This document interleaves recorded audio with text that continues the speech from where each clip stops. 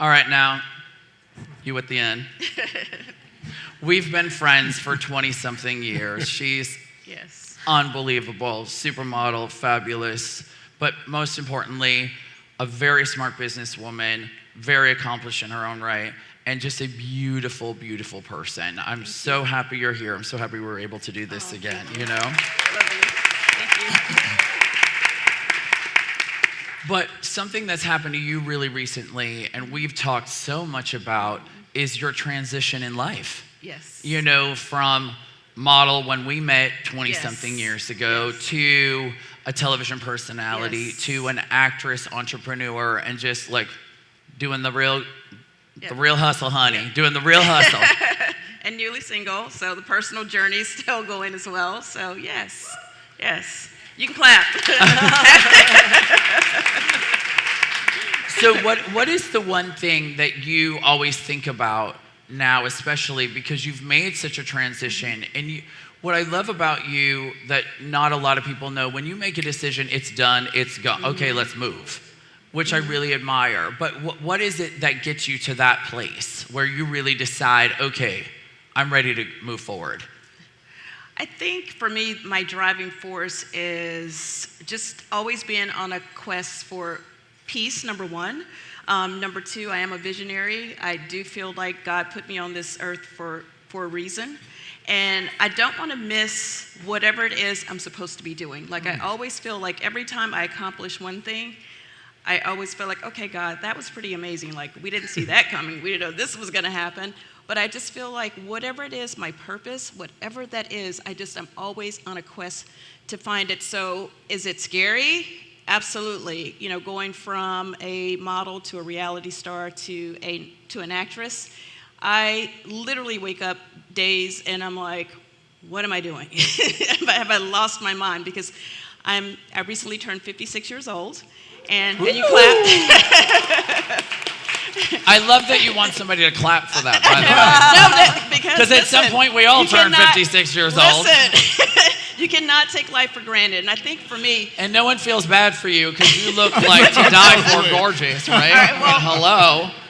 Well, one of the things that I feel about getting older is the blessing that it is to actually get older. You know, life is honestly too short. 100%. And I want to live life. I just don't want to be alive. I want to live. And I want to when I go back to my life when I was 18 years old, when I graduated high school and I got on American Airlines, it was my first time on a flight and I had $300 in my pocket, even if it was $300. And I had my Bible and I just was, on the plane and they closed the door. And I didn't know anything about flying, but I knew when they closed the door I couldn't get off.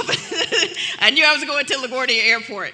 And I feel like every 10 years or so, I transition again. And I don't know what that is, but I just feel called and pulled to live, whatever that looks like, personally, business-wise, professionally, health-wise. I want to be happy, I want to have peace, and I want to do things that not only make me happy, but do things that also can help other people as well, whatever that is. And the reason why I love you, Derek is one of my closest friends.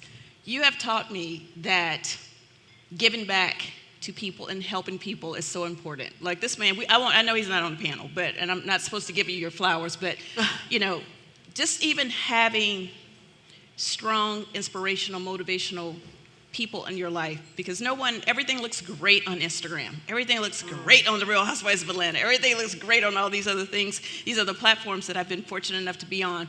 But then you're home and you're alone and you're sitting with yourself, and then you're trying to figure out, who am I? What am I doing? What am I on this earth for? And inspiration is so important. It's just so important to be around people that make you step it up a notch. And I really don't like that I was last, because after everyone talked, I was like, well, all right, these people are amazing. What am I going to say? I'm inspired just to be here. I'm honored to be here among all of you. I love Nicole, who I've met, and I just met Ted for the first time. We've already exchanged numbers, and Julie, and this amazing man over here who I've been using his products, and I was like, oh, that's you? I use your products. So I am honored.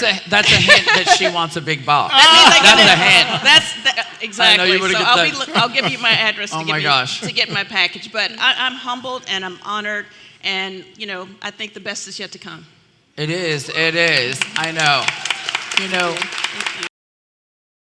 I know. I was like, Cynthia's here. She's gigging. I'm going to get a lot of pointers from Which Cynthia. actually leads me to the next question.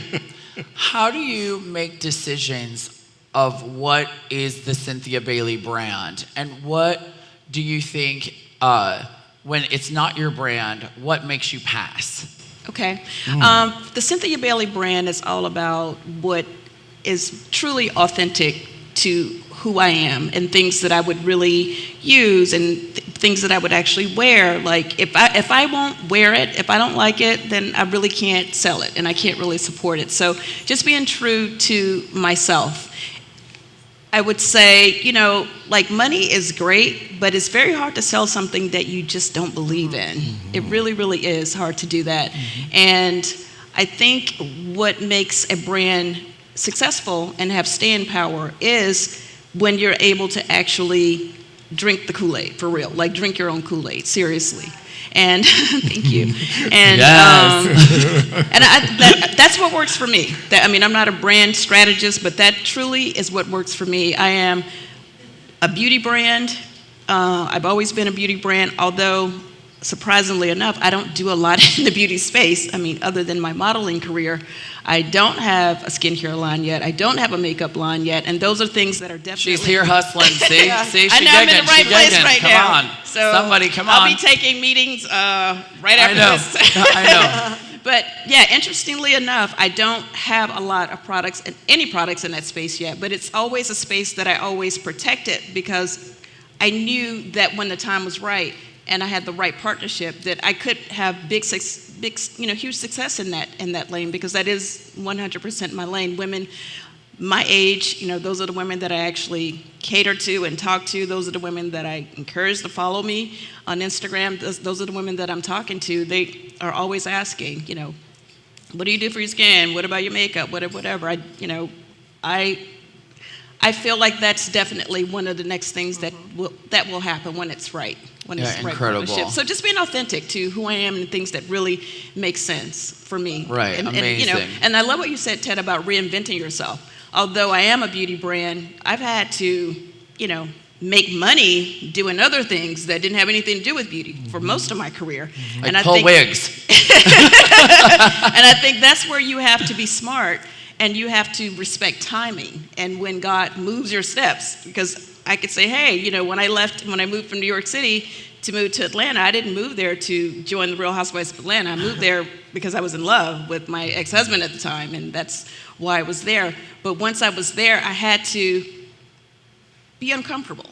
And I had to take a chance, and I took a leap of faith, and I was offered the opportunity, and I was like, I don't think I'm going to do well with this, but what is it exactly? I'm going to be on a reality show, and all right. And then I jumped in, and I immediately was like, whoa, I wasn't ready. But 11 years later, It actually gave, being a part of that amazing platform, gave me more celebrity. And well, actually, that's what gave me the celebrity. Being a model didn't really give me any celebrity, but being a reality star, being able to leverage that platform I was able to actually use that exposure to take meetings and get people on the phone. So it was like God is just, again, moving my steps and putting me where I'm supposed to be. So people, please, when you get an opportunity to do something, and if it doesn't feel like it's right or you can do it, you should always just try and see, because we've all failed. Everyone on the stage has failed at something. But you have to put yourself out there, and you have to take that leap of faith and respect God's timing, because sometimes it's not that it's not for you, it's just not the right time. I love that. You're here. So cute. Thank you. That's why I love her. Now we're going to do a bonus round. So everyone can just talk really briefly about how you emotionally connect to your audience. Because as we know, with social media now, so much branding is done through social media. You could buy major ad campaigns. You can billboards, television, everything. And it really comes down to the person that's behind the brand and what's really important, especially with everyone here, because so much of it's personal. And so, Cynthia, what do you think, really quickly, and we'll just go really swiftly down the line? Being authentic and just being transparent. I don't want to try to sell perfection because I'm not perfect. I don't want to sell fantasy because I'm real. I have real issues, a real life, a real daughter that I have to take care of. So just being honest and just being transparent. I think people resonate with what's real.